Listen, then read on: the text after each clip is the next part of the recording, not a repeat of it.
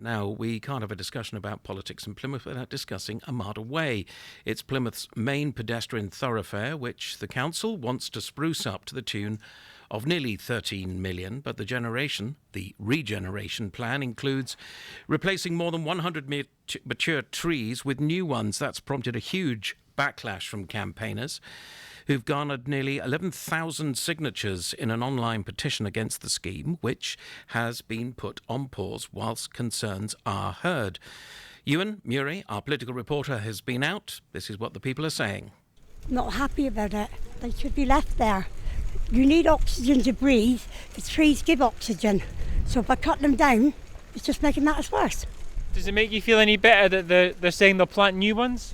No, because they'll never be the same size as that in my lifetime. So long as they replace the trees after they finish what they've done, I can't see any objection about it. There's hardly any shops.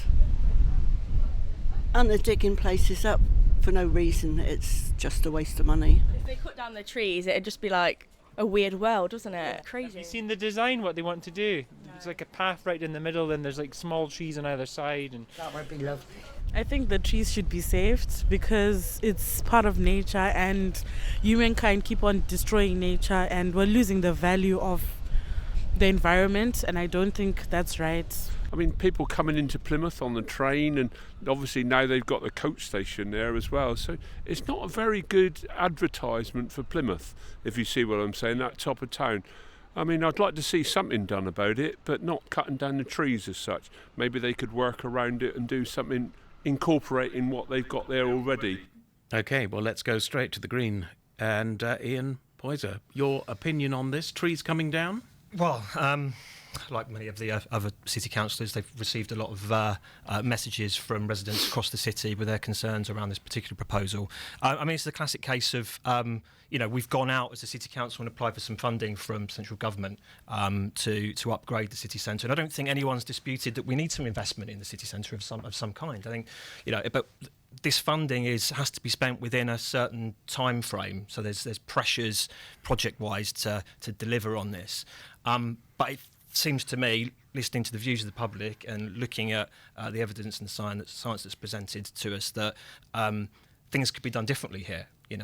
Retaining the trees has huge benefits. One, aesthetically, it's more pleasing, these mature trees. They have environmental benefits, such as they soak up more water, create more shade. All these things that we require as our climate changes as well. So the pause is welcomed, but the communication has been just dreadful. We've had this, we had the council meeting back in November, where the council leader mentioned that it will go on pause, but we've heard nothing since.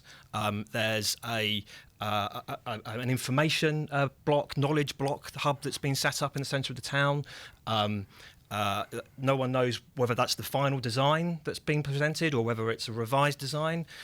So I think this needs to be debated within council. I think we need to make sure that the council is complying with its own policies as well, which have changed. Those policies have changed since this original design went through. Yeah. So I would welcome very much the council getting together in the chamber and discussing this in more detail. Well, Rebecca, is this the final design, or can this be changed? Cutting down trees to plant trees? Huh? I think it's really important to say that this has been in the pipeline since 2017, so it's not new information, and it's been looked at across different administrations in that time, and I think the public aren't necessarily aware of that.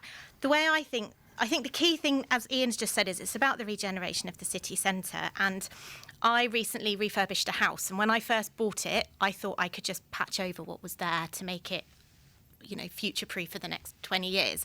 But as we worked on it, we realised that actually it was damaged underneath, and to get that longevity, to get that future-proofing, to ensure then that investment can have its output, we had to take things quite a long way back to bare bones to do that. And that's exactly what's going on in the city centre, is the people who are complaining about trees may also be the people who complain about what the city centre looks like. And you can't regenerate the city centre without digging back to the work that was done in the 50s and 60s after the war, where we just infilled holes, we planted things, we did things that weren't necessarily what we would do today because of the different times. And so I think I would just challenge back. We've planted trees all over the city. We care deeply about the environment. We've got a climate change agenda. We've got a cabinet member responsible for climate change. We're doing all sorts of things across the city to protect the environment. I think to do the work in the city centre for the benefit of the regeneration, which will have an impact on housing in the city centre, so it provides, there'll be more funding that can come for homes. Business community is fully supportive. For us to do that project, but to look at it in the round, in the whole of the city, gives us that investment in the city centre. Trees are being replaced. It's going to be looking amazing. It's going to have a water feature, the sundials remaining. I mean, what I would say is I do think some of the campaign to get this work stopped hasn't been based on the facts. So, for example, I've heard that people are being told the sundial is being removed, which isn't the case. So I just sort of think I'd say to people, if you want the city centre invested in, you've got to take the pain in the short term. And I think let's think about it for 50 years' time. What do we want it looking like for our children? Let's find out what Labour would do. Or what are you going to do? Well, Labour, of course, drove the Conservatives to do the pause. We called for it first, and I was pleased when it was paused. What I've been disappointed about is the fact that nothing's happened since.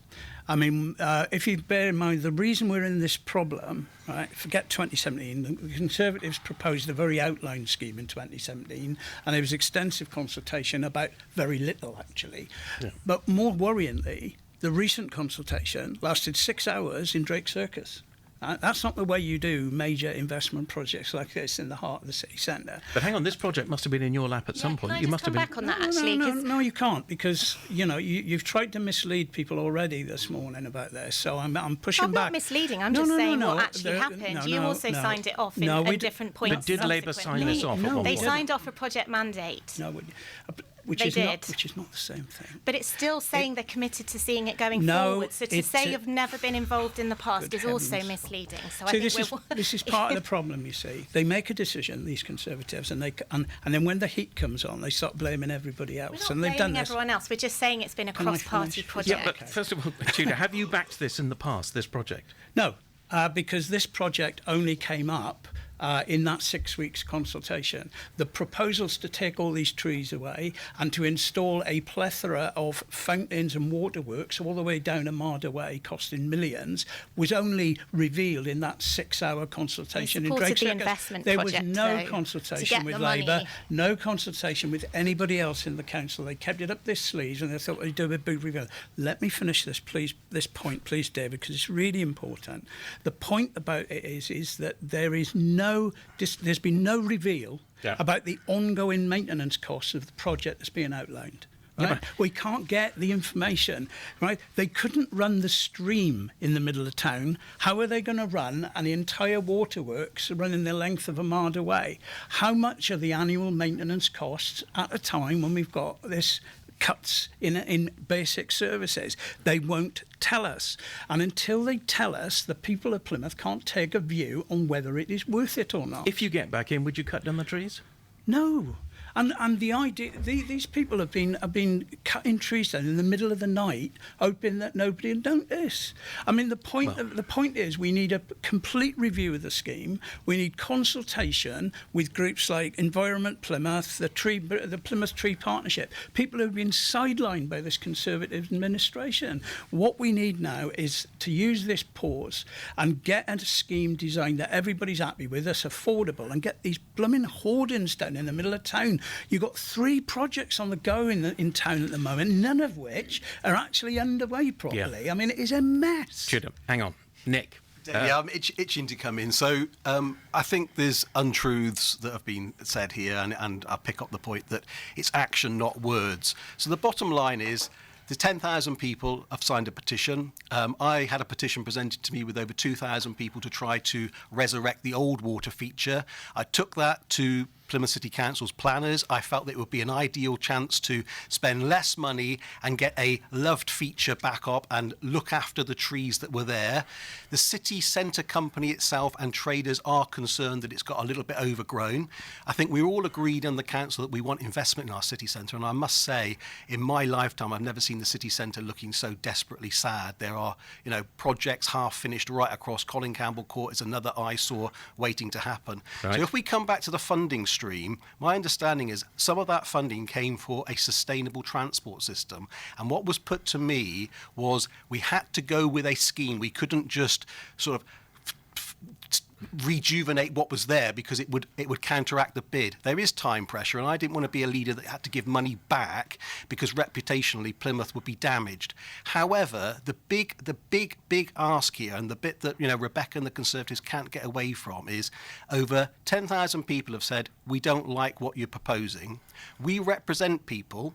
If there's another 10,000 that come forward and say the scheme as it is absolutely spot on, well, we have to listen to both. But the bit that is really sad is I wrote to Richard Bingley, the leader of the council, and Councillor Jonathan Dreen, and said, in my humble opinion, you need to get every interested party round a table like we are now and blitz all these myths, because there are going to be more trees replanted, but clearly it takes a long time for a tree to establish its size and air quality, etc. But equally, £12 million is a significant amount of money, and the thing that I held my sort of hand up to say is, when that scheme is delivered, whatever the scheme looks like, we really want Plymouth to be proud of it and a wow factor, not 12 million that's just spent and you don't see any material change. Okay.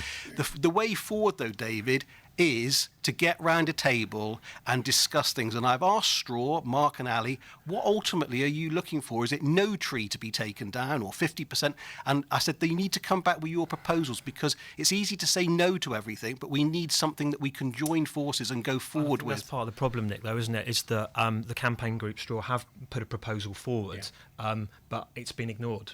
There has been no response to it as well. And, 11,000 signatures now. This is a real grasswell of concern. Let's face it, some of our listeners may well be questioning trees, water features or social care. Yes. Hugh. Yeah, well, obviously it's an environmental disaster if it goes ahead as it's planned at the moment. I think any new plan must start with the trees, and we must look at a way of actually working in some kind of walkway through, which includes as many of the trees as possible.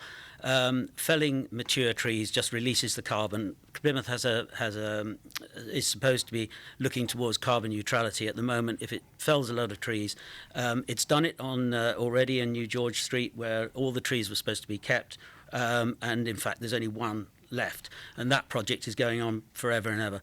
So I believe that there should be some sort of reform of the way that the walkway is down Armada Way, but also the trees have got to be kept. It's a significant part of the city. There needs to be, the public consultation was a disgrace. 5 years ago, there were only 178 correspondents to it, whereas now we've got, as you say, 11,000 people have already signed a petition. We'd like to see everybody sitting. I think there's a general agreement here that Environment Plymouth, Straw, the political parties should be sitting down at the table, discussing the plan, working out what a new good plan would be. The old water feature, forget it. It's rat infested. It's completely redundant. It has to be something new, but it has to keep the trees. Okay. Well, it's happened at Forder Valley. It's happened at the Derriford roundabout. Trees have been felled for a reason. We'll touch on that a little bit later. Let's just move on. Another tune. Devon. Indeed, Plymouth City Council by-elections, the debate, 2 seats are up for grab for this Thursday. The vacancies are in Plympton, Channelwood and Moorview. We have political representatives around the table today. The political makeup of the council is currently on a knife edge. Let's just talk to Ewan, actually, at the moment. Ewan is our political correspondent. That's an incredible question that's going to come up here. What have you heard that spiked your interest today? It's quite a lot. Trees? The trees probably is certainly the most controversial issue in Plymouth in the moment, isn't it? It's what everyone's talking about. It was interesting to hear Tudor say that Labour wouldn't cut them down. I would like to get a little bit more information about what that might mean specifically. But that's definitely a new line. Rebecca seemed to indicate that the design isn't going to change. They really sort of laid out their positions. The Greens put their position forward as you would expect. And really interesting to hear that insider insight from Nick Kelly about how these things work as well. Really, really interesting discussion all round. Okay.